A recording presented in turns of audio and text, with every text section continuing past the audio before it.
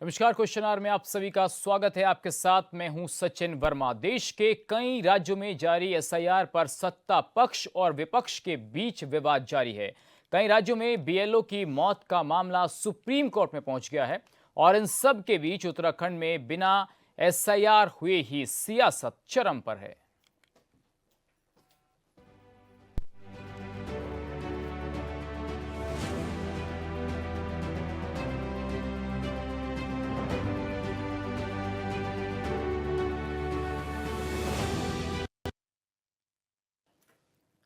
उत्तराखंड में साल 2027 में विधानसभा का चुनाव है, जिसे लेकर पहले ही बीजेपी और कांग्रेस के बीच आरोपों की राजनीति हो रही है।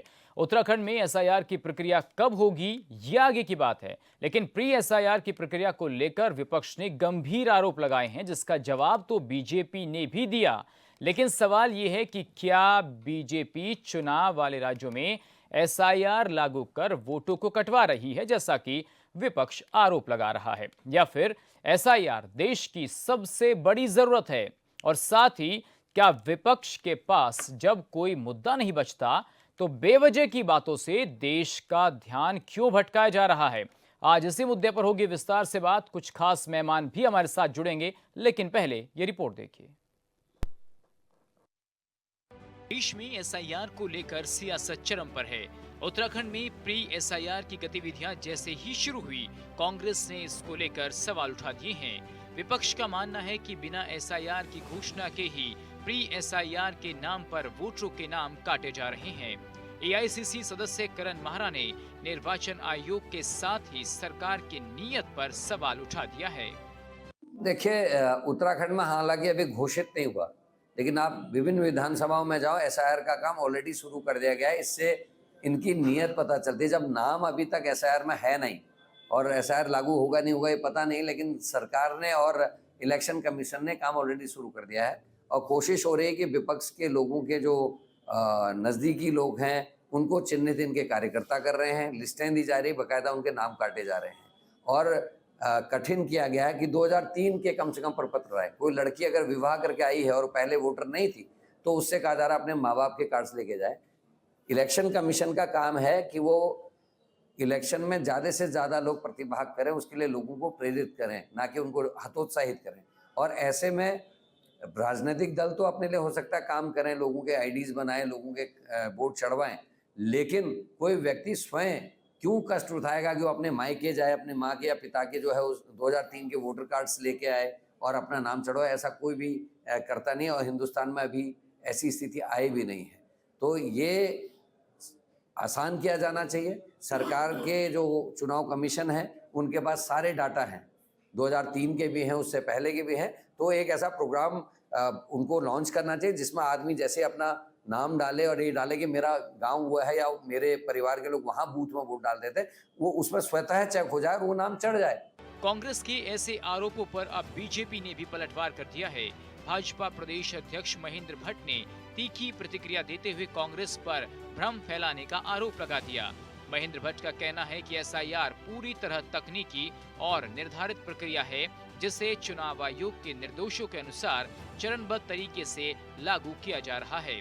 साथ ही उन्होंने करण माहरा पर भी निशाना साधा और कहा कि ऐसे वरिष्ठ नेताओं को प्रदेश की संस्थागत प्रक्रियाओं पर सवाल उठाने से पहले अपनी पार्टी के दौर में हुई अनियमितताओं पर भी नजर डालनी चाहिए। देखिए, भारतीय जनता पार्टी उत्तराखंड के अंदर एसआईआर का समर्थन करती है। एसआईआर राज्य के हित में है और मैं इस बात को इस नाते भी कहता हूँ, हमने आह्वान भी किया है अपने सारे जो परोक्त समाज के लोग देश के किसी भी कोने में हैं, मेरी गणना मेरा गांव, तो वो अपनी गणना अपने गांव में कराए। गांव पहाड़ की जनसंख्या, अगर हम सब लोग प्रेरित हों और अपनी जनगणना अपने गांव में कराए तो पहाड़ की जनसंख्या कम हो नहीं सकती है। और हमने भारतीय जनता पार्टी दल के नाते भी एसआईआर के लिए अपनी टीम गठित हम करने वाले हैं। जब भी उत्तराखंड एसआईआर गठित होगा, हम मतदाता सूची का ठीक प्रकार से अवलोकन हो, शुद्धिकरण हो, उसके लिए हम निर्वाचन आयोग के साथ खड़े हैं। देखिए, कांग्रेस को एसआईआर को लेकर के परेशानी क्यों है, ये समझ से परे है। देश के अंदर आज तक की जो हमारी एसआईआर हुई है वो 9वीं बार अब होने जा रही है, और 7 बार कांग्रेस की तत्कालीन सरकार के दौरान ये एसआईआर हुई है। तब कांग्रेस के नेताओं को या कांग्रेस को कोई परेशानी नहीं हुई। आज दिल्ली में उनके राहुल गांधी जी चिल्लाते हैं एसआईआर को लेकर के, उत्तराखंड में इनके नेता चिल्लाते हैं एसआईआर को लेकर के। लेकिन जब 7 बार कांग्रेस की सरकारों में एसआईआर हुई तब कांग्रेस को कोई दिक्कत नहीं हुई। लेकिन आज जिस तरीके से एसआईआर हो रही है, अगर कोई 1 से 3 या 4 जगह कहीं वोट देने का काम करता है, अगर उसकी छटनी हो रही है, दस्तावेज लिए जा रहे हैं, या उनसे ये पूछा जा रहा है कि आप पहले कहां वोट देते थे, तो उसमें कांग्रेस को क्यों दिक्कत हो रही है, इसमें कांग्रेस को क्यों परेशानी हो रही है। कुछ दिन पहले ही निर्वाचन आयोग के अधिकारियों ने प्रेस कॉन्फ्रेंस कर बताया था कि राज्य में 11,733 बूथ हैं, लेकिन अभी तक 4,155 बीएलए ही राजनीतिक दलों ने नियुक्त किए हैं। भाजपा लगभग 2830 से ज्यादा बीएलए अपॉइंट कर चुकी है। वहीं कांग्रेस ने लगभग 1250 बूथ लेवल एजेंट नियुक्त कर दिए हैं। सीपीएम भी 60 के करीब बूथ एजेंट तैयार कर चुकी है। आम आदमी पार्टी, बीएसपी, एनएनपी ने अभी तक कोई बीएलए नियुक्त नहीं किया है। तो इसमें ये मैं बताना चाहूँगा, इसलिए हम अभी से तैयारी किया है, क्योंकि उस टाइम पे हमको थोड़ा टाइम जो भी मिलेगा उससे अच्छा है कि हम अभी से तैयारी कर लें। अभी हमने अभियान शुरू किया है कि हर रोज़ एक पन्ना, मतलब लगभग 30 वोटर से हर रोज़ संपर्क करेगी बीएलओ। ठीक है, which is very easily doable. एक पन्ने में 30 वोटर्स होता है। ऐसा करने से हमारा 1 महीने में वो बीएलओ सारी वोटर से संपर्क कर सकती है। बस इसमें मेन यही देखना है कि हमारा वोटर यहाँ पर उपस्थित है या नहीं, क्या हुआ है। मोबाइल पे ही आज की तारीख में तो कोई कागज़ तो लेना नहीं किसी से, ठीक है। बस ये अभियान जब शुरू होगा उस समय ये कुछ पैनिक टाइप की सिचुएशन ना बचे, इसलिए हमने अभी से बोला है कि भाई आप आपकी उनसे बात कर लीजिएगा। आपकी शिफ्टेड वोटर्स, मेन क्या होता है, जैसा हमारा मसूदा जी का एग्जांपल लेते हैं, पहले टेरी में रहते थे 2003 में, अब यहाँ देहरादून में काम कर रहे हैं। मान ली वहाँ पर वोटर लिस्ट में नाम है, अगर वो ढूंढना चाहेगा अभियान के तहत के टाइम पर थोड़ा सा पैनिक हो सकता है। इसलिए आज ही तारीख में जाए और यहाँ से फ़ोन करके संपर्क करके पूछे तो कोई दिक्कत नहीं आ सकते हैं। इसलिए आउटरीच का कैंपेन अभी हमने शुरू किया था। सो आप लोगों के माध्यम से हमने इसलिए प्रेस कॉन्फ्रेंस रखा है कि आउटरीच का अभियान चल रही है। बीएलओ हर रोज़ हमने ये बोला है कि 30 मतदाताओं से संपर्क करेगी। पेज में 30 है, ऑलरेडी उन्होंने लगभग मुझे लगता है कि 7% लोगों से ऑलरेडी संपर्क कर चुका है। सो मात्र बचे 30% लोगों, 40% लोगों से उनको संपर्क करना है। आने वाली 30, अभी तो 2-3 महीने टाइम है हमारे पास आने के लिए। प्री एसआईआर में उत्तराखंड की मौजूद वोटर लिस्ट में शामिल 40 वर्ष तक की उम्र वाले ऐसे मतदाता जिनके नाम 2003 की मतदाता सूची में दर्ज थे, उनकी सीधे बीएलओ ऐप से मैपिंग की जाएगी। 40 वर्ष या उससे अधिक आयु के ऐसे मतदाता जिनके नाम 2003 की वोटर लिस्ट में किसी कारणवश नहीं थे, तो उनके माता पिता या दादा दादी के नाम आधार पर मैपिंग की जाएगी। फिर भी ऐसे आरोपों की राजनीति है। Bureau report, HNN 24/7। तो एसआईआर को लेकर देश भर के अंदर सत्ता पक्ष का अपना मत है, और वहीं विपक्ष को ये लग रहा है कि एसआईआर के जरिए कहीं ना कहीं उनके वोटरों को निशाना बनाया जा रहा है। जैसा कि हमने बिहार में देखा कि बिहार में 45 लाख से ज्यादा वोट्स जो हैं वो कहीं ना कहीं काटे गए हैं। तो बातचीत की शुरुआत करते हैं। इसी मुद्दे पर बातचीत करने के लिए कुछ खास मेहमान हमारे साथ जुड़ गए हैं। उनका परिचय आपसे करा दें। डॉक्टर आरपी रतूड़ी जी हमारे साथ जुड़ गए हैं। वरिष्ठ नेता हैं बीजेपी के। डॉक्टर जीतराम आर्य जी हैं, पूर्व विधायक कांग्रेस से हैं। मीनाक्षी जी हमारे साथ हैं, यूकेडी के प्रवक्ता हैं। राकेश मिश्रा जी हैं, राजनीतिक विश्लेषक। उमा सिसोदिया जी समाज सेवी हैं। आप सभी मेहमानों का बहुत बहुत शुक्रिया यहाँ पर, और स्वागत करते हैं हम सबका। शुरुआत करेंगे बीजेपी से। रतूड़ी जी, मैं ये पूछना चाहता हूँ, जिस तरीके से SIR 2.0 हुआ और उसमें 12 राज्यों की लिस्ट आई, लेकिन उत्तराखंड अभी उससे अछूता है, तो क्या ये मान लिया जाए कि बहुत जल्दबाजी हो रही है उत्तराखंड में SIR को लागू करने की? ना, कोई जल्दी बाजी नहीं है। सरकार अपना काम कर रही है, और अगर सरकार जो मिलान कर रही है कि हर घर जा करके कि कौन मतदाता सही है, कौन गलत है, कौन मर गया, कौन यहाँ से चला गया, कौन डबल है, तो इस तरह के अगर सरकार अपना काम कर रही है, चुनाव आयोग अपना काम कर रही है, तो किसी को, मेरी तो समझ से परे है क्योंकि स्पेशल इंटेंसिव रिवीजन तो ये पुनरीक्षण का कार्य पहले भी हुआ, पहली सरकारों में हुआ, कांग्रेस की सरकारों में भी हुआ। अब इनको भय क्यों है? दूसरा, इन्होंने अभी बिहार में कितना हल्ला मचाया, लेकिन वहां की जनता ने जवाब दिया।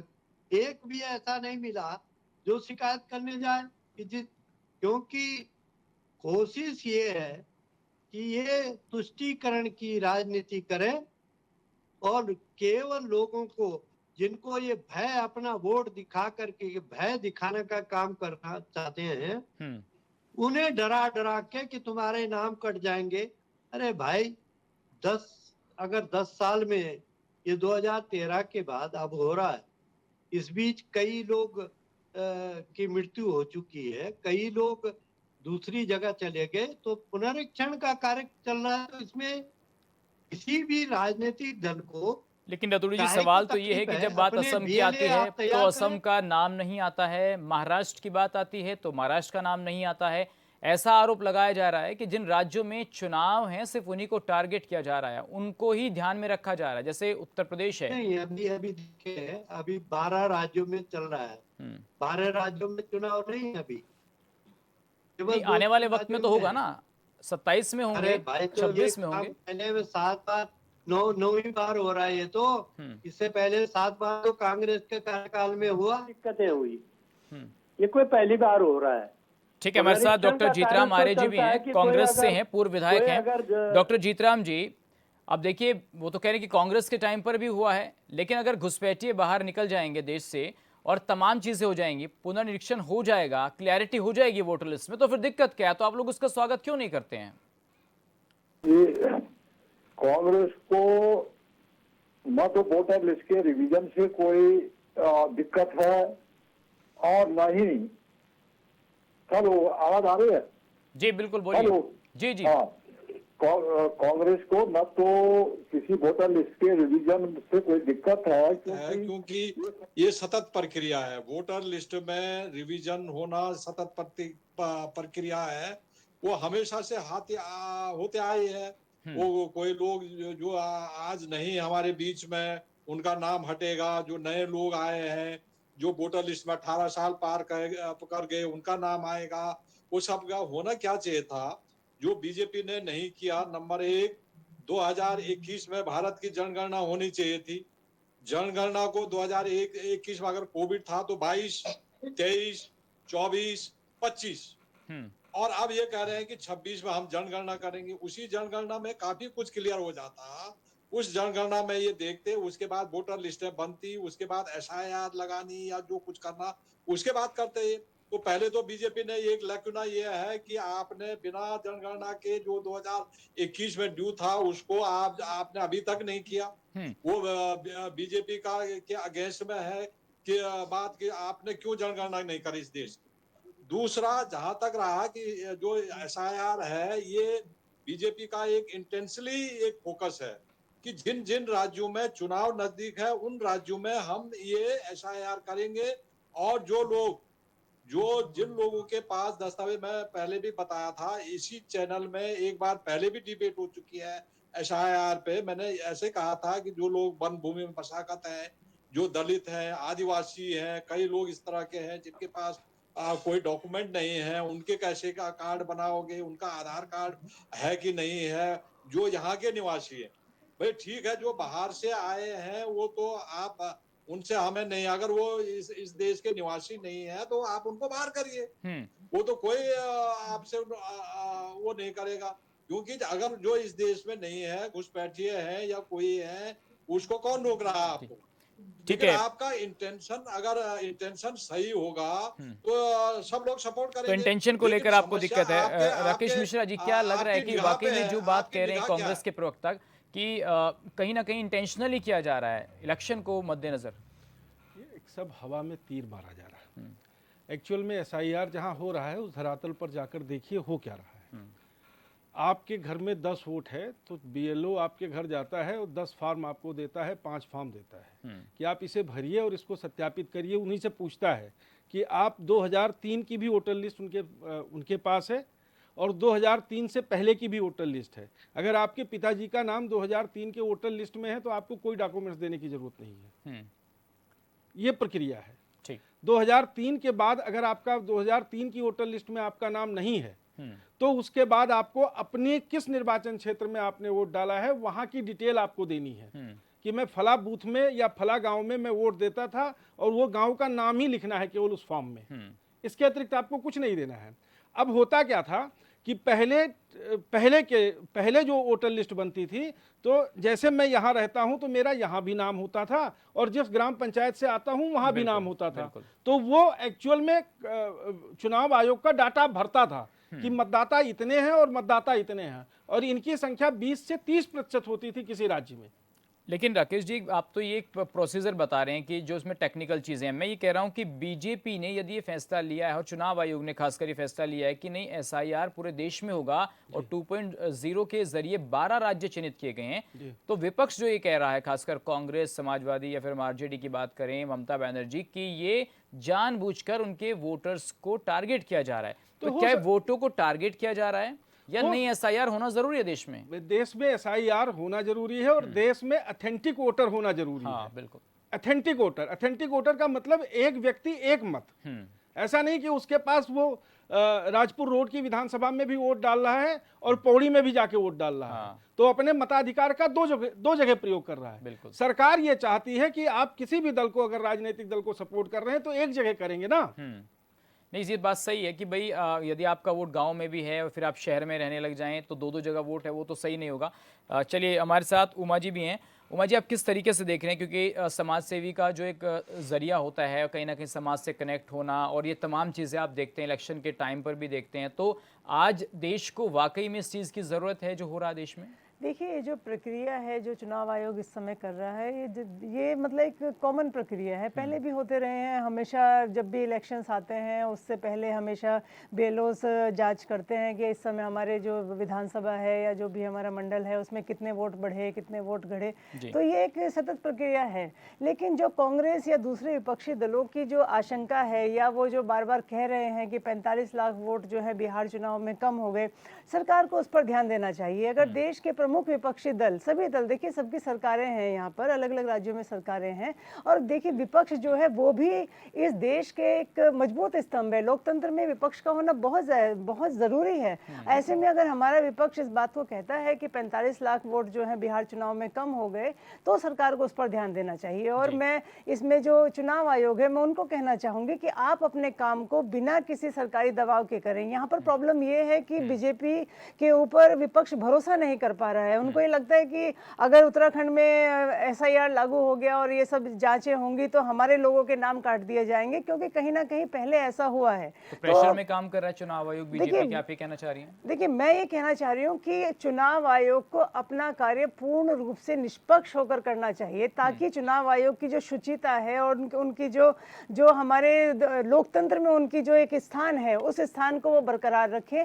कोई भी ये उंगली ना उठा पाए, कोई भी सत्ता पक्ष या विपक्ष की चुनाव आयोग सही तरीके से काम नहीं कर रहा है। तो इस समय चुनाव आयोग के ऊपर ये बहुत बड़ा प्रेशर है कि वो सही तरीके से काम करे। ना कांग्रेस के बॉडी के तौर पर आपको लगता है कि काम हो रहा है, आप यानी कि स्वागत करती हैं एसआईआर का? बिल्कुल, मैं स्वागत करती हूँ, लेकिन मैं बिल्कुल ये कहना चाहूंगी कि जो हमारे जो चुनाव आयोग है उनके ऊपर इतना अच्छा काम उनको करना चाहिए, इतना सही तरीके से काम उनको करना चाहिए कि कोई उनको उंगली भी ना उठा सके। टीएन शेषन जी का उदाहरण हम सब लोगों ने देखा है, हम लोगों ने सबने अपने सामने देखा है। टीएन शेषन जी के जमाने में किस तरीके से चुनाव होते थे वो हम सब लोगों ने देखा है। तो मैं चाहती हूँ कि चुनाव आयोग उसी मजबूती के साथ और उसी दृढ़ता के साथ काम करे, ताकि पूरा देश। मीनाक्षी जी, आपको क्या लगता है कि जो चीजें हो रही हैं देश के अंदर, ये समय की मांग है और कहीं ना कहीं जो परिवर्तन है, वो चीजें हैं, वो तो संविधान भी कहता है कि नहीं, समय समय पर जो चुनाव आयोग को यदि लगता है इन चीजों के अंदर कुछ रेनोवेशन होना चाहिए तो वो कर सकता है? देखिए, इस बात से हम भी एग्री करते हैं कि एसआईआर होनी चाहिए, क्योंकि आवश्यकता है, क्योंकि हमारे यहाँ जनगणना नहीं हुई है, लेकिन क्योंकि चुनाव आने वाले हैं तो ये आवश्यक हो जाता है कि किन लोगों के नाम जोड़े जाएं, किन लोगों के हटाए जाएं।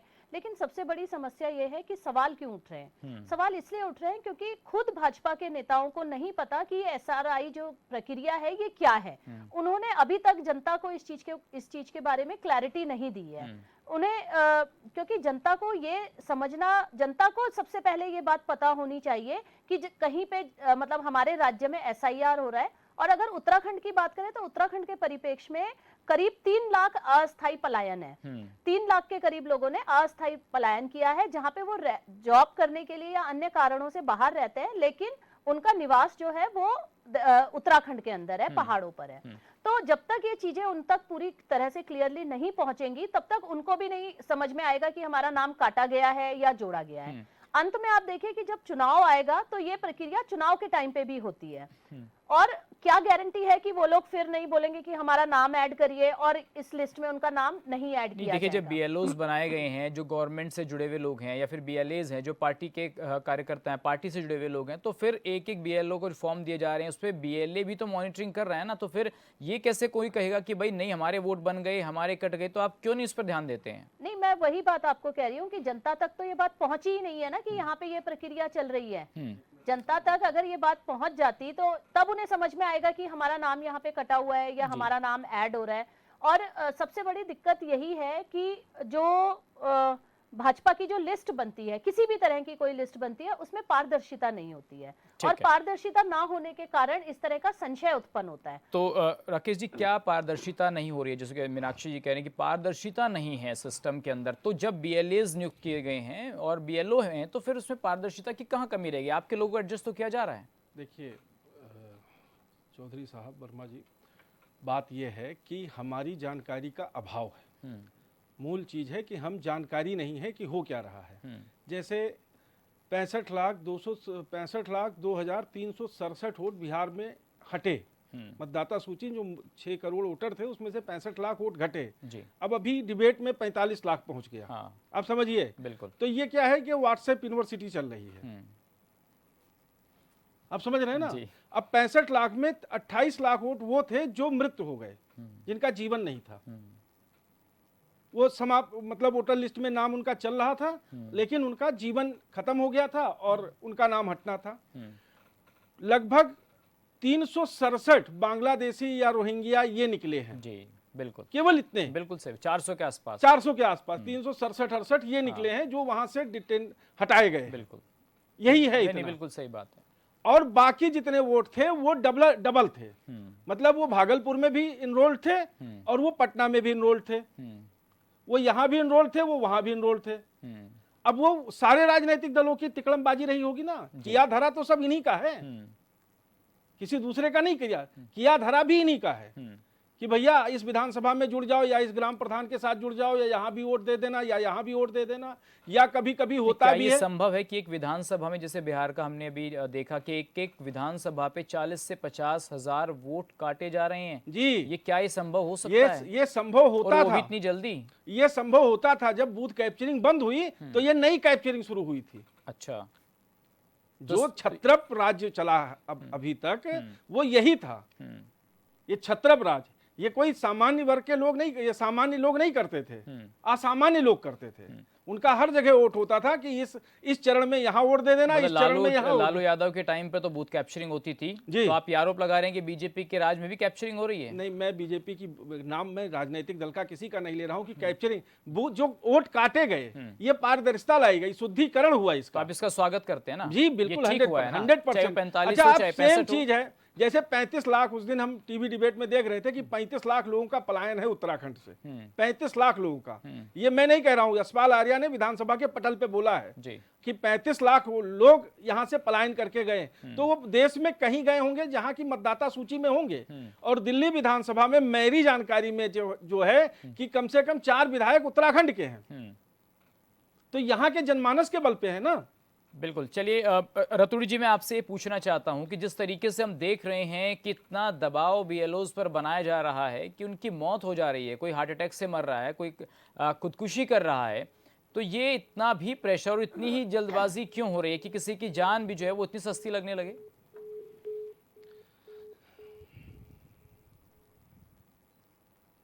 रतुड़ी जी, आपको हमारी आवाज मिल रही है? चलिए, हमारे साथ कांग्रेस के जीतराम आर्य जी हैं।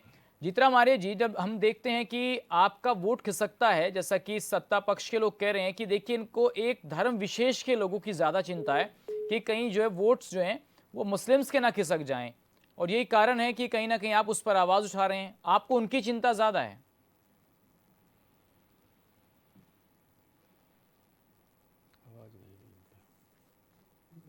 मुझे लगता है जीतराम जी की आवाज़ हम तक नहीं पहुंच पा रही है।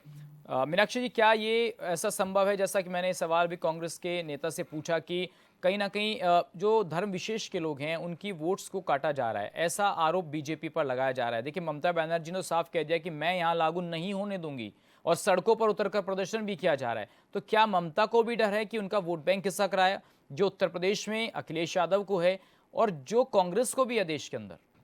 देखिए, सबसे बड़ी बात है कि भाजपा जो है वो शब्दों को तोड़ मरोड़ करके प्रदर्शित करना जानती है। तो दरअसल अगर वोट किसी भी व्यक्ति का वोट का अधिकार कटता है तो वो गलत है, चाहे वो हिंदू है चाहे मुस्लिम है, क्योंकि वो लोकतंत्र पे प्रहार है एक तरह से। और हमने देखा है कि पिछले चुनाव में भी इस प्रकार से हुआ कि कई लोग अपना वोट देने से वंचित रहे, क्योंकि लिस्ट में उनका नाम ही नहीं था, हटा दिया गया था। अब ये आरोप प्रत्यारोप तो लगता ही है, ये चाहे कांग्रेस भाजपा पे लगाए या भाजपा कांग्रेस पे लगाए, लेकिन जो मैं बात कर रही हूँ कि इस चीज को अभी तक भाजपा ने क्लियर ही नहीं किया कि आखिर वो किस बेस पे यहाँ पे नाम चढ़ा रही है और नाम काट रही है। क्योंकि अगर हम बात करें कि किस आधार पे आप नाम चढ़ाएंगे, आप मूल निवास के आधार पे चढ़ाएंगे, आप अधिवास जो बनता है आज की तारीख में यहाँ पे उसके आधार पे कर रहे हैं, या आप स्थायी निवास के आधार पे नाम चढ़ाएंगे, या फिर आप नाम किस आधार पे काटेंगे, उसका भी एक आधार हम लोगों को पता होना चाहिए कि किस तरह से ये लिस्टें बनाई जा रही हैं। और जहां तक आप देखिए कि चुनाव आयोग को एक अलग एक बॉडी की तरह काम करना चाहिए, लेकिन हमारे देश के अंदर हो ये रहा है कि ये चुनाव आयोग भी भाजपा के इशारों पे काम कर रही है, जिसके कारण ये शक उत्पन्न हो रहा है कि लिस्ट में गड़बड़ी की जा रही है। ये बहुत बड़ी बात आप कह रहे हैं कि बीजेपी के इशारे पर चुनाव आयोग काम कर रहा है। इसका जवाब हम बीजेपी के प्रवक्ता से भी लेंगे। तमाम मेहमान हमारे साथ बने हुए हैं। फिलहाल रुकेंगे छोटे से ब्रेक के लिए, ब्रेक के बाद जल्द होते हैं हाजिर। एक चीज समझ में नहीं आ रहा कि भाई इसमें जैसे नाम कट रहा है,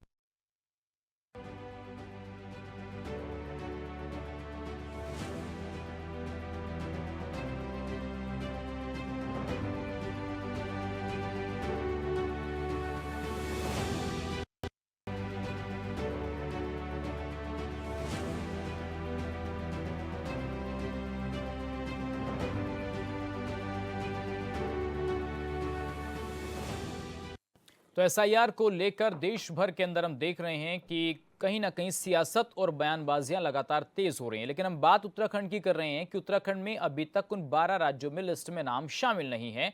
इसको लेकर विपक्ष कह रहा है कि इतनी जल्दबाजी में क्यों है, और तमाम जो टेक्निकलिटीज हैं उसको लेकर भी सरकार को, बीजेपी को और खासकर चुनाव आयोग को क्लैरिटी देनी चाहिए। तो रतुड़ी जी, मैं आपसे पूछना चाहता हूं कि जिस तरीके से बीएलओज की मौत का जो मामला सामने आ रहा है, इतना प्रेशर बना दिया जा रहा है उनके ऊपर कि खुदकुशी हो रही है, कोई हार्ट अटैक से जान गंवा रहा है, तो ये क्या इतनी जल्दबाजी क्यों हो रही है कि किसी की जान जो है वो इतनी सस्ती लग रही है? देखो, जान जाना ये तो दुर्भाग्य है, लेकिन उनकी जान चल रही है कि क्या परिस्थितियां हैं, प्रेशर क्या है। जो आया था तो बड़े आसानी से उसने हमसे जानकारी ली, उसमें उस पर कोई प्रेशर नहीं था, उसका ऐप डाउनलोड है, उसके पास सारी लिस्ट है, 2003 की भी है। प्रेशर कहाँ है?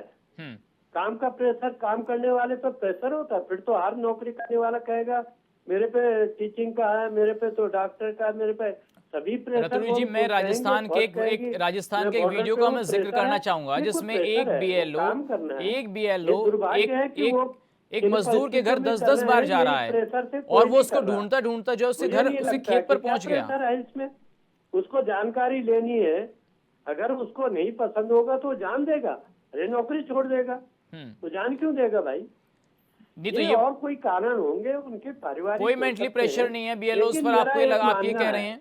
देखिए मेरा एक मानना है कि ये दुर्भाग्य है कि एक स्वायत्त शासित संस्था, भारत की चुनाव आयोग एक स्वतंत्र संस्था है और इसको कांग्रेस को भी सम्मान करना चाहिए। वो भारत की एक राष्ट्रीय पार्टी है, अगर उस पर संदेह व्यक्त करेंगे तो ये जो विश्व का सबसे बड़ा लोकतंत्रीय देश है, आप सुप्रीम कोर्ट पे भी प्रश्न चिन्ह करेंगे, चुनाव आयोग पे प्रश्न चिन्ह करेंगे, आप सीबीआई पे प्रश्न चिन्ह करेंगे, ईडी पे प्रश्न चिन्ह करेंगे, तो भारत की कौन सी संस्था, आप फौज पे भी प्रश्न चिन्ह करेंगे। तो सवाल यह है कि कांग्रेस अपनी राजनीति को बजाय इसके कि चिंतन मंथन करे, नीति और नियत बदले कि आखिर जनता हमसे नाराज क्यों हो रही है। आप संस्थाओं पर आरोप लगाने से जनता समझ रही है, वो ये दुनिया भर के आपने चुनाव लोकसभा के देख लिए, अरे भाई वोट चोरी। जब 2014 का चुनाव हुआ तो यूपीए सरकार के प्रधानमंत्री थे, तब तो कांग्रेस 44 पे आ गई, और जब 2024 का नरेंद्र मोदी जी के नेतृत्व में चुनाव हुआ तो ये 99 पहुंच गए। तो वोट चोरी अब हुई है, तब हुई थी। जीतराम आर्य जी, मैं ये पूछना चाहता हूं कि जब आपके नेता ये कहते हैं कि कांग्रेस के नजदीकी लोगों के, खासकर कार्यकर्ताओं के वोट काटे जा रहे हैं, तो वो कौन सा पैरामीटर है जिसमें आप ये कह रहे हैं कि भाई आपके पास कौन से प्रूफ आ रहे हैं जिसमें आप ये कह रहे हैं कि नहीं कांग्रेस के लोगों के ही वोट कट रहे हैं, विपक्ष के लोगों के ही वोट कट रहे हैं? अगर ऐसा है तो आपके बीएलएस क्या कर रहे हैं फिर? उत्तराखंड में तो अभी एफआईआर शुरू हो रही है, उसके बाद पता चलेगा कि ये क्या उत्तराखंड में एफआईआर अब लागू हो रही है। उसके बाद पता चलेगा कि किस तरह से भाजपा के जो चुनाव आयोग का है वो किस तरह से जनगणना कर रहा है, किस तरह से। नहीं, करण महाराज जी जो हैं वो आपके सदस्य हैं, कांग्रेस के नेता हैं, वही कह रहे हैं ये बात। सूचना आई है या बिहार के अंदर जो हुआ है और राज्यों के अंदर जो हो रहा है, जिस तरह के कार्य हो रहे हैं, उससे बीजेपी की जो निगाह है वो बीजेपी का उद्देश्य उससे स्पष्ट नहीं हो रहा है, उससे हमेशा संकेत हो रहा है। चुनाव आयोग बीजेपी के तमाम विपक्षी पार्टी ने कहा कि चुनाव आयोग बीजेपी का मोहराबंद का काम कर रहा है। भाई एक संवैधानिक संस्था है, वो हम भी मानते हैं, वो बीजेपी को बताने की जरूरत नहीं है कि चुनाव आयोग संवैधानिक संस्था है, हम भी जानते हैं उसको भी। चुनाव आयोग एक संवैधानिक संस्था है। जीतराम आर्य जी, मैं ये पूछना चाह रहा हूँ, आपके नेता किस बेस पर ये कह रहे हैं कि कांग्रेस के नजदीकियों के कट रहे हैं वोट? इन तरह की संस्थाओं को, संविधान की संस्थाओं को, जो इस तरह की स्वायत्त संस्था को जिस तरह से कंट्रोल कर रही है, वो इस देश के जनहित में प्रजातंत्र का, संविधान की अवहेलना है। आपका शक की सुई तो आप पे घूम रही। जब राकेश जी, चलिए आप बताइए, एक बात समझ में नहीं आ रही है, जब कांग्रेस के नेता ये कह रहे हैं कि हमारे करीबियों के वोट कट रहे हैं, मैं जो पूछ रहा हूं उसका जवाब कांग्रेस के नेता नहीं दे रहे हैं, तो सवाल मैं आपसे पूछना चाहता हूं कि जिस तरीके से प्रक्रिया है, तो एक आप भी जानते हैं कि बीएलओज हैं वो गवर्नमेंट ऑफिशियल्स हैं, बीएलएज हैं पार्टी के कहीं ना कहीं कार्यकर्ता हैं, पार्टी के जो लोग हैं, तो फिर कैसे वोट कट रहे हैं? क्या सिर्फ विपक्ष के पास अब ये मुद्दा है कि नहीं कुछ कहने को नहीं है तो सिर्फ यही कह दीजिए कि हमारे वोट काट रहे हैं? अब एक मैं बात बताता हूँ, हमारे भारत की जितनी भी विपक्ष की राजनीति करने वाली राजनीतिक दल हैं, ये 20 दिन का चुनाव लड़ते हैं। 20 दिन में इन्हें कैंडिडेट फाइनल करना है और 20 ही दिन में इनको चुनाव लड़ना है। और जो सत्ता पक्ष में बैठे हुए लोग हैं, ये 10 साल आगे का चुनाव लड़ते हैं। ये 8 साल के लड़के को ये पढ़ा रहे होते हैं कि 18 साल की उम्र में तुम्हें किसको वोट देना है। आप समझिए, ये 10 साल आगे फॉरवर्ड की राजनीति करते हैं और ये 20 दिन की राजनीति करते हैं। जब तक भारत की जितनी भी राजनीतिक व्यवस्था है वो इनके विचारों से नहीं लड़ेगी। भाजपा तो चाहती है कि कांग्रेस मुस्लिमों की बात करती रहे, जिससे उसके 80% वोट सुरक्षित रहे। और आप मुसलमानों का डर दिखाया जा रहा है। नहीं, वो चाहती है कि वो बात करे, वो बात करे अल्पसंख्यकों की, और कांग्रेस निरंतर वही बात कर रही है, निरंतर वही बात कर रही है। तो जब 10%, 20% पे अगर तुम्हारे पास 20% वोट आता है तो इससे चुनाव नहीं जीता जाता। अगर 80% की राजनीति करने वाला दल, तो हर किसी को लगता है ना कि मुसलमान ही वोट बैंक इस देश में, हाँ, या दलितों को वोट बैंक माना जा रहा है। अब क्या है, लेकिन पहली बार बीजेपी अभी दिखा रही है कि नहीं भाई 100 करोड़ लोग भी तो वोट बैंक है इस देश में। अब देखिए, मैं आपको बताता हूं, बिहार चुनाव में, जब बिहार चुनाव घोषित हुआ उसके 1 साल पहले भाजपा के जितने संगठन मंत्री थे, आरएसएस के जितने प्रचारक थे, वो बिहार पहुंच गए, गांव गांव घूमने लगे, एक एक व्यक्ति से उनका संपर्क होने लगा। बिल्कुल। और उनको जमीनी हकीकत पता लगने लगी, हम कहां से जीतेंगे, कौन हमारे साथ जुड़ेगा, कौन नहीं जुड़ेगा। बताइए किसी विपक्षी क्यों दल के मीनाक्षी पास जी, अब जो बात मिश्रा जी कह रहे हैं, क्या इस बात में कुछ सत्यता नहीं है कि बीजेपी ग्राउंड पर चुनाव लड़ती है? वहां के जो कैबिनेट मंत्री हैं उत्तर प्रदेश के, वो झोपड़ियों में जाकर लोगों से कनेक्ट होते हैं, और राहुल गांधी जी जब चुनाव होता है तो उनका पता ही नहीं हो कहाँ है। तो फिर ये जब टाइम आता है, कहना जैसे कि राकेश जी कह रहे हैं अभी कि भाई 20 दिन में आप चुनाव लड़ रहे हैं, और फिर आप कहेंगे कि नहीं भाई देखिए तो घपला हो गया, ईवीएम में घोटाला हो गया, एसआईआर ले आए आप, तो जमीन पर आपका काम नहीं है। तो फिर ये तो सवाल जो उठा रहे हैं तो कहीं ना कहीं गुमराह हो रहा है ना देश इससे। तो देखिए सचिन जी, आपने बिल्कुल सही बात की कि जो भाजपा है वो धरातल पे जाके वोट बैंक की राजनीति करती है, लेकिन वो गलत दिशा की राजनीति करती है।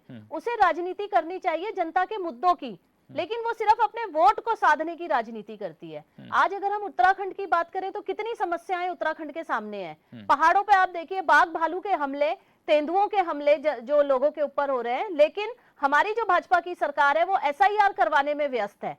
क्या उसे इस चीज में व्यस्त नहीं होना चाहिए था? एसआईआर करवाइए जरा, बाघ भालू और तेंदुओं की करवाइए ना। आखिर कितने तेंदुए जो है वो पहाड़ों पे पैदा हो चुके हैं, बढ़ चुके हैं। जो है बाघ तेंदुओं का आप जिक्र कर रहे हैं, ठीक है वो गलत है, ऐसा नहीं होना चाहिए, उसके लिए सरकारों कोई ना कोई निदान उसका करना चाहिए। लेकिन जो घुसपैठिए हैं, जो अवैध तरीके से लोग रह रहे हैं उत्तराखंड के अंदर, क्या उनके लिए कोई, आप नहीं लगता कि उसके लिए कोई प्रक्रिया होनी चाहिए? एसआईआर के जरिए अगर यदि ऐसे लोग हैं उत्तराखंड में तो उनको बाहर होना चाहिए। सचिन जी, मैं वही बात कर रही हूँ कि पारदर्शिता कहाँ है। आप कैसे कह देंगे कि इन्होंने घुसपैठियों का आईडी कार्ड नहीं बनाए हैं? अभी कुछ दिन पहले खबर आई थी कि कई बांग्लादेशियों के पकड़े गए, आईडी कार्ड्स पकड़े गए। कुछ ऐसे भी तो होंगे जिनके पकड़े नहीं गए। अभी आप, मैं जहां से आती हूँ बस अड्डे के सामने से, आप वहां देखिए, इतने मतलब कोरोना के टाइम से वो लोग वहां पे बैठे हुए हैं, लेकिन पता नहीं, उनकी कई पीढ़ियां वहां पैदा हो चुकी है, लेकिन उनका पता नहीं है कि वो लोग कहाँ से आए हैं, क्या कर रहे हैं, वहां किसने उनको बसाया हुआ है। क्या किसी को भी अलाउड है पुल के नीचे बैठना? क्या वो घुसपैठिए नहीं हो सकते हैं? राकेश जी, मेरा बहन आपसे एक क्वेश्चन है कि उत्तराखंड क्रांति दल चूंकि यहाँ का क्षेत्रीय संगठन है, क्या इसने कभी इस पर चर्चा की? क्या सरकार को लेकर, इसको लेकर घेराव किया?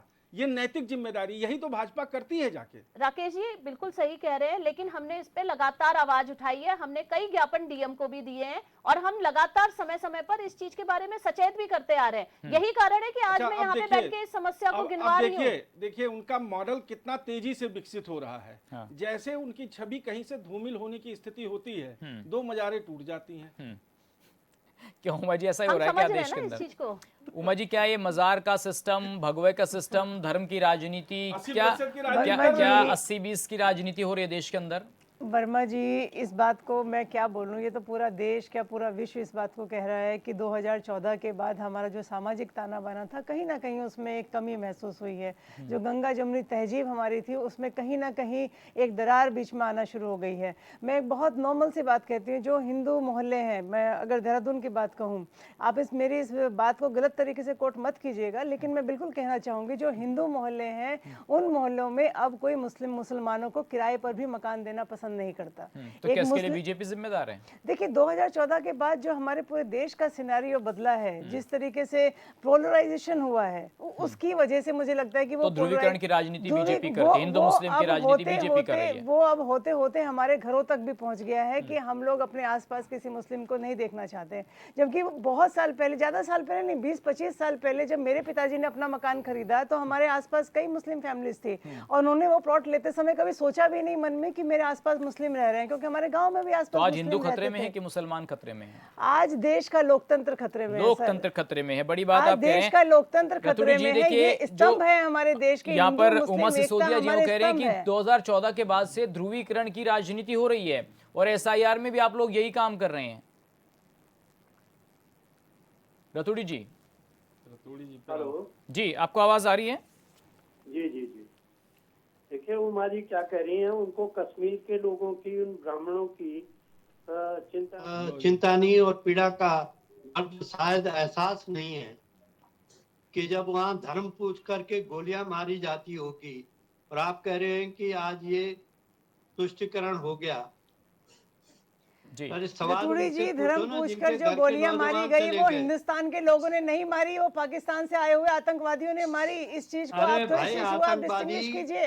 अभी जो ये देश पकड़े के गए लोग जो जो डॉक्टर हैं जिन्हें हमारे कहते देश थे के लोग लोगों कि ने पढ़े नहीं मारी लिखे धर्म पूछ के गोलियां। उमा जी आप गलत हो। अरे अभी भाई, जो दगा हमारे है, देश में जिसने 9 तो लाख उस रुपए पर महीने की कौन तनख्वाह ले करेगा? रहा था, जिसने जो अपने आप वहाँ को जो फायर खाली किया है, वो किए भारत का ही ब्राह्मण जो नागरिक वहाँ है। से, डॉक्टर्स पकड़े जा रहे हैं तो सब भारत के खाली ही किए हैं। गए वो किसने किए?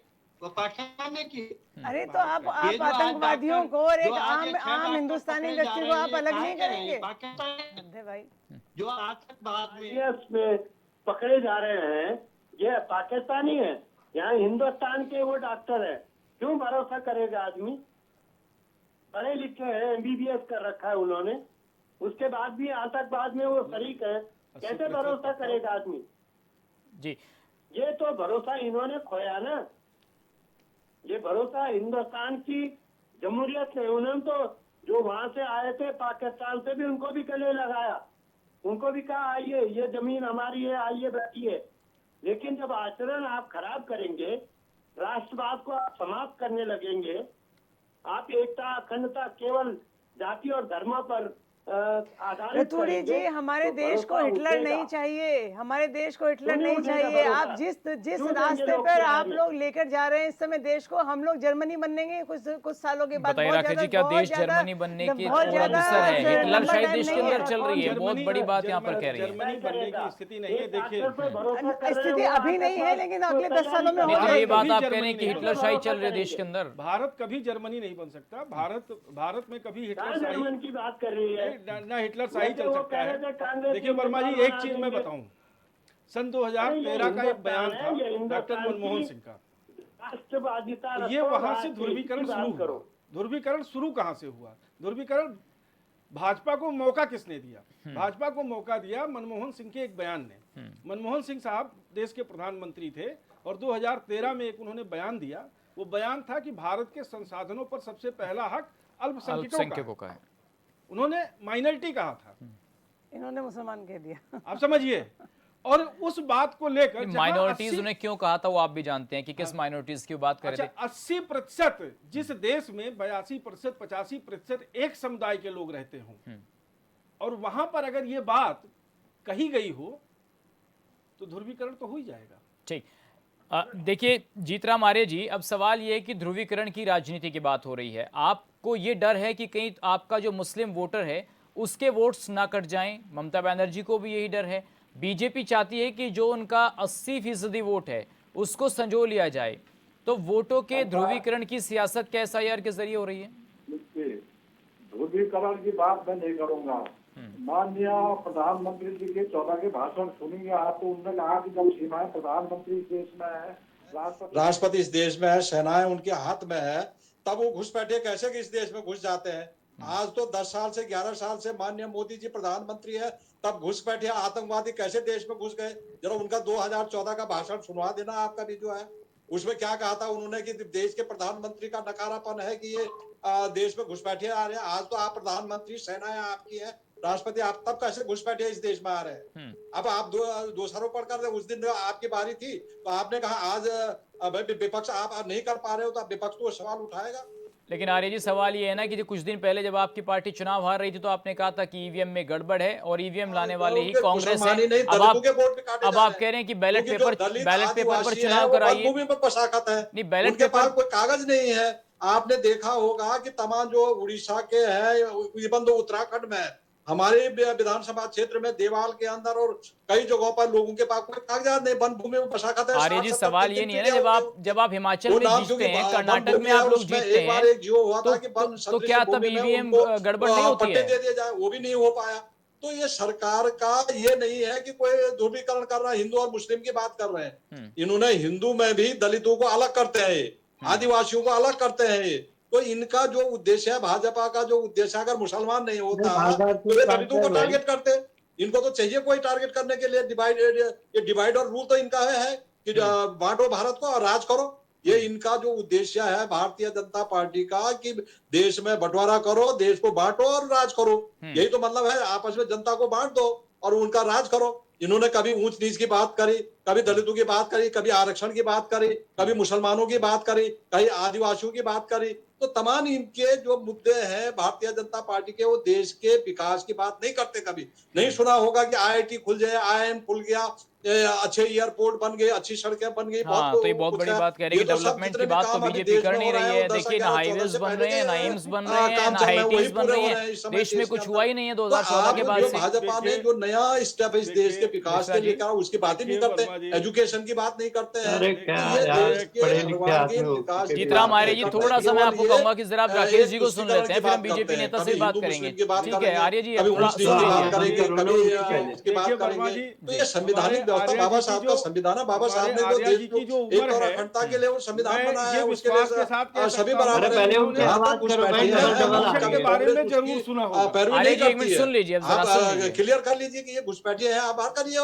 हमको कब अमेरिका ने तमाम भारतीयों को जहाज में बिठा करके आर्य जी, भारत छोड़ आपको दिया, हमने आप भी सुन जहाज लिया में है, अब बिठा जरा करके मिश्रा छोड़ जी की दीजिए बात देश सुन में। लेते हैं कि क्या आप देश क्यों के नहीं अंदर करते कुछ ऐसा? हो ही नहीं अमेरिका रहा ने है। दिखाया ना, उसने तो भारत बताइए सर, आप वहां से बताइए। जहाज में बिठाया, अवैध अप्रचारित है, यहाँ छोड़ दिया वर्मा भारत जी, में। मैं आपको आप क्यों नहीं छोड़ बताऊं सकते? बताइए, आप बोलिए। आपने देखा जी, कभी कि ये इन्होंने हमारे जो कितने विधायक जी हैं, पूर्व वहाँ विधायक जी, घुसपैठिए इनकी थे, इतनी उनको उम्र जरूर जहाज होगी में कि इन्होंने मंडल तो ये कमीशन काम का क्यों नाम नहीं जरूर करते? सुना होगा। बिल्कुल सही बात और है। उस वो मंडल अमेरिका ने कमीशन दिखाया जिसमें ना, दलितों भारतीयों को, को वहां से जहाज में अनुसूचित भेजा जाति के लोगों को, अनुसूचित पूरे जनजाति हाथ में लगा लोगों के को देश का समाज कर्तव्य समान अदा में हुए थे। अधिकार मिलना था। उस अधिकार की रिपोर्ट को राजीव गांधी की सरकार ने रोक रखा था, और शायद बीपी ये सिंह इनका और जो भाजपा नीति की है, मदद से नियत है, बनी हुई, उसपे भारतीय जनता पार्टी की मदद से बनी हुई मुझे लग रहा है ये कट बीपी गया सिंह की तुम्हारा। जो सरकार हमारे है, को जब बात उसने आई- मंडल कमीशन लागू करके, बिल्कुल सही बात और है। उस समय शायद आप लोगों की भी उम्र रही हो और देखा हो कि पूरे देश को जलाने का काम किया गया था। हाँ, 89 में तो हमने उस समय देखा क्या था। चिंता थी और किसको चिंता थी? और आज का वोट सिनेरियो देख लीजिए।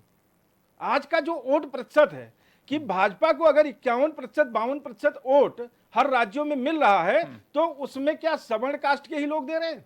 नहीं, ओबीसी बहुत बड़ा वोट बैंक है बीजेपी ओबीसी, का। दलित, हाँ, मायावती का जो वोट बैंक था वो 6% पे पहुंच गया। वो कहां शिफ्ट होके गया? बिल्कुल सही बात। तो मिश्रा जी ये बताइए कि जब ये तो वही बात हो गई कि मीठा मीठा गप गप, कड़वा कड़वा थू थू, जहां आप जीतेंगे वहां डेमोक्रेसी, जहां आप नहीं जीतेंगे वहां ईवीएम हैक हो गई, तो क्या आप देखिए बैलेट पेपर पर चुनाव कराएंगे क्या? कांग्रेस के लिए, या कांग्रेस के लिए मेरी एक सलाह है कि खासकर उत्तराखंड में ये अल्पसंख्यकों की बात ना करें। क्यों? ये अगर 12% की बात करेंगे तो इनके वोट छिटकेंगे। तो जो दूसरे वर्ग से आते हैं लोग, वो फिर इससे एंटी इनकम्बेंसी हो जाती है उनकी। एंटी पिछला चुनाव इन्होंने इस पे इनको इस डैमेज किया है।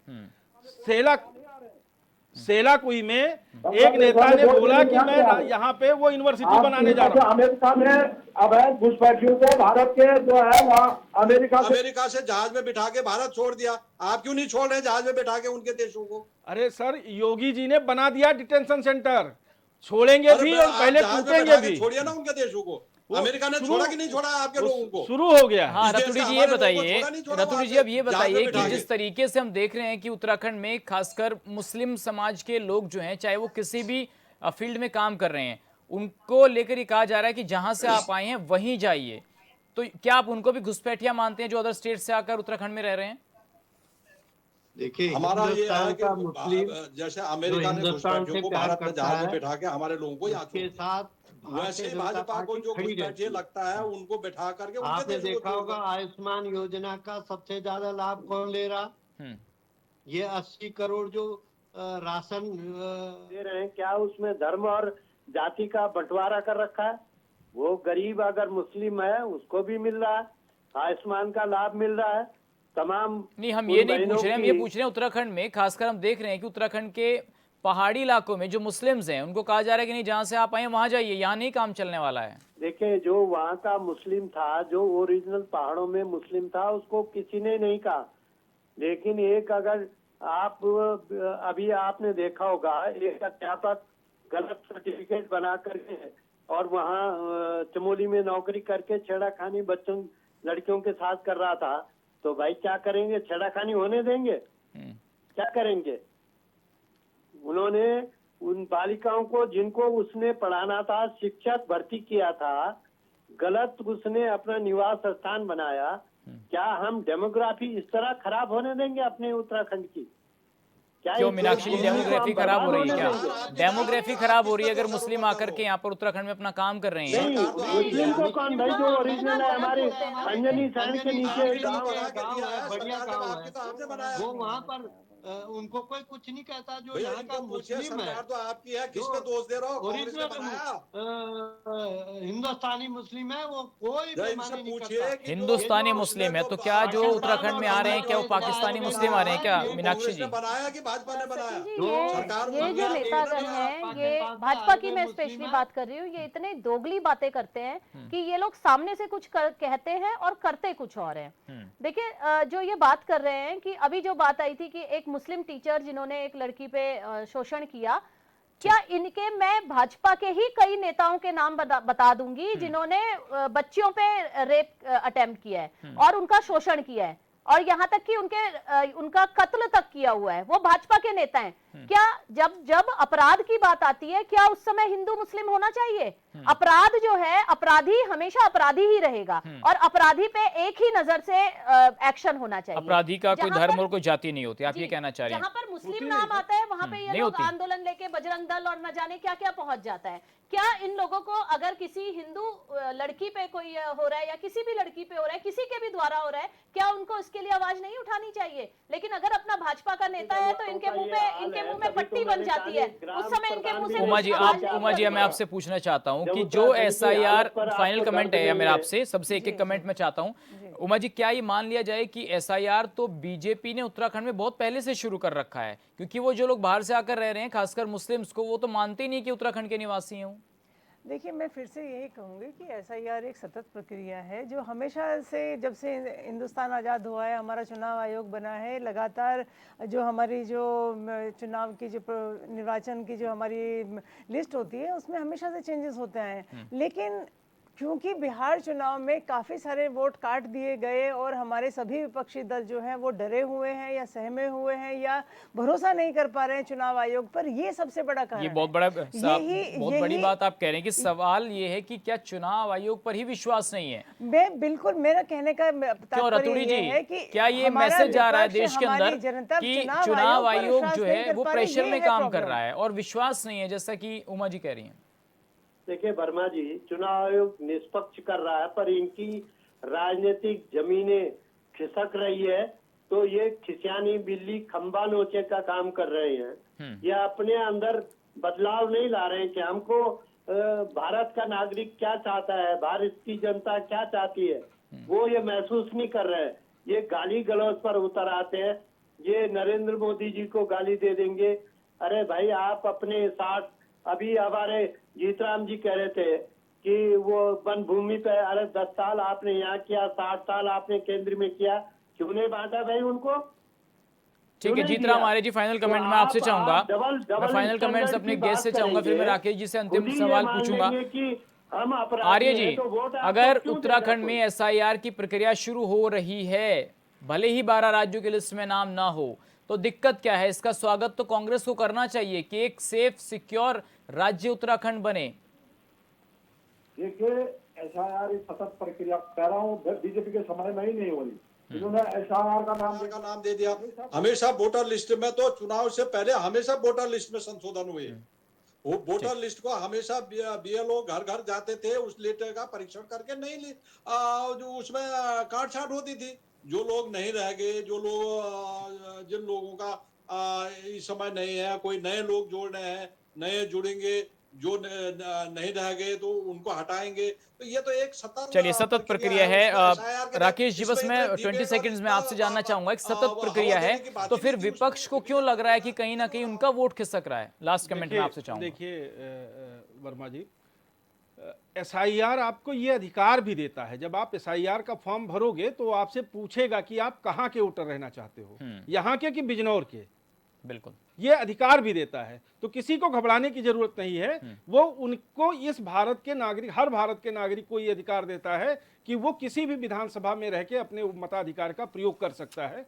तो वो SIR प्रक्रिया समय का अभाव है, इसलिए आपका जो कमेंट है वो जनता तक पहुंच गया है, ज्यादा समय हमारे पास नहीं है।